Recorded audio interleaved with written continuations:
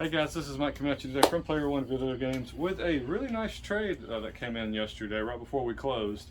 So let's get to it. We got a lot of stuff here. We'll start with these cube games. Which one of these disappointed you the most out of those four, Tim? Probably Star Fox Exactly. Adventures. Good answer. Good answer. Yeah, me too. It's not that bad of a Zelda game, but everyone's Now expectations. this you know? one showed me what the power of the cube could do, right? Oh yeah, That Metroid even Prime. to this day, it looks fantastic. It looks fantastic to this day, yeah, Yeah. for sure. So that we have a few cube games, and you know what? I'm gonna pull this right now. This tricky game. I never liked snowboarding games that much, or those type of games, a whole lot. But this one, I played it a ton. You had to spell out tricky when you did tricks, and when you did, Run DMC would come on and start singing. But the game itself, for the time, was just amazing snowboarding game. I can't play any snowboarding games now because say compare it to this, and it just doesn't compare. This is just a fun game. So if you've never played Tricky, check it out. It's really good. And that Marvel Ultimate Alliance 2 is really good too. And the first one is great. I think I like the first one a little bit better than the second, but they're still pretty good. And I think the Ghost Rider's like a Devil May Cry clone or something like that. Oh, is that right? I heard good things about it. I've never played it just because the movie's kind of. Well, yeah. All right, and then we have some PS4 games there. Anything catch your eye on that? Actually, Gang Beats, because I actually never knew there was a physical copy of it. Okay, I'm glad they're starting to come out. It seems like with more physical copy stuff here lately. And this was always on my hit list. When I had the loose copy of this Einhander. It's my favorite. I guess which way is left to right, or is it no? Yeah, left to right. This is my second. Which way would that be? Horizontal? Yes. Yeah, this is my second favorite horizontal shooter. My first favorite is called Blazing Star on the Neo Geo, but this one is very, very hard, but it's worth the struggle. It's great. 40 winks. I'm gonna have to play this one. Yeah, I mean, it's probably the only PlayStation game that has a pull quote from Nintendo Magazine. That's right. And don't forget Mort the Chicken up there. So we got, we've been getting. This is the week of PS1. The last video was the PS1 video, so we had a lot of good stuff in it too. This Tomb Raider. This was a great game, but I always have mixed emotions with this Tomb Raider.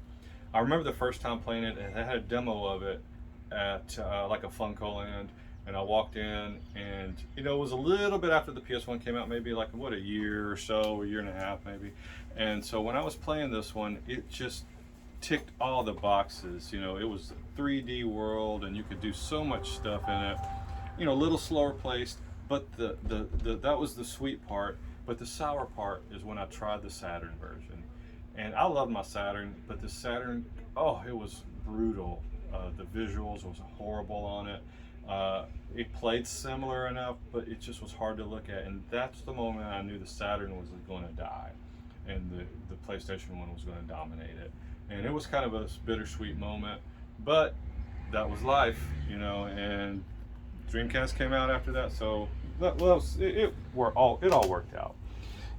Wish the Dreamcast had another year under its belt, though, with the games. And talking about the Dreamcast, hey, we got some Dreamcast games traded in. This is my favorite Dreamcast game of all time, Sonic Adventure. Another quick story. I imported the Dreamcast when the Japanese one came out. I was just so excited. I imported it, but the very first game I only imported one game. It was I think it was Godzilla or Sega, and I think it was either Godzilla or Sega Rally. I don't remember which one off the top of my head. So I put it in the system. This is the first time I was going to play. This is a horrible story.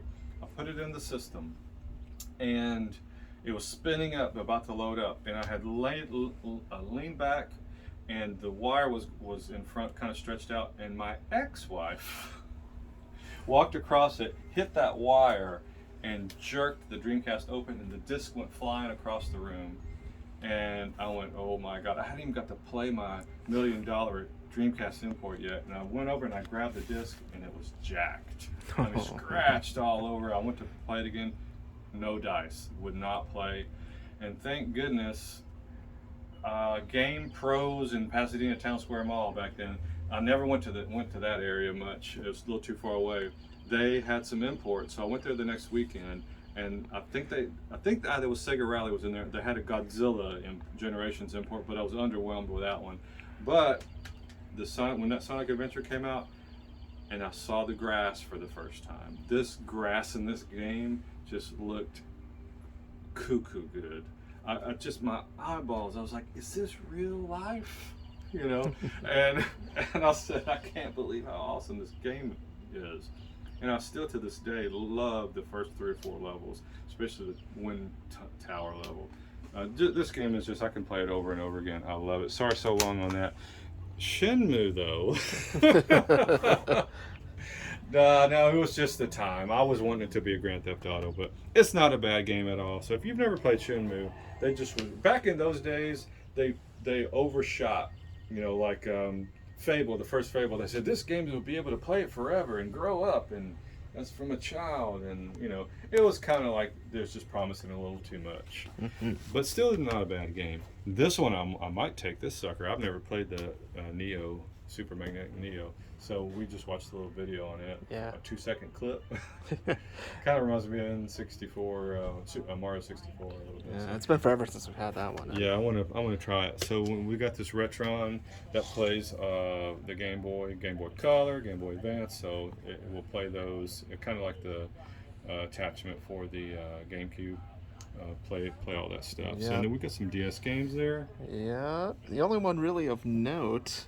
Yeah, which was the best one, Tim? Legacy of East Books 1 and 2. We never see that game in. That $1 was pretty good. million for that one, right? Yeah. And this Harvest Moon from the Advance, that's nice. And Nagano Winter Olympics in the box. It's not $6.99, but it's probably pretty close. So, Yeah. and we got an Xbox in. Yep. It is in wonderful shape. The disk drive just automatically opens. There's, testing it, there wasn't really any issues with it. So. And we have the Duke there. Yeah. So, hey, the Xbox is hot right now. So if you're wanting an Xbox, come get that. Or some of these Dreamcast games, they're going to go pretty quick.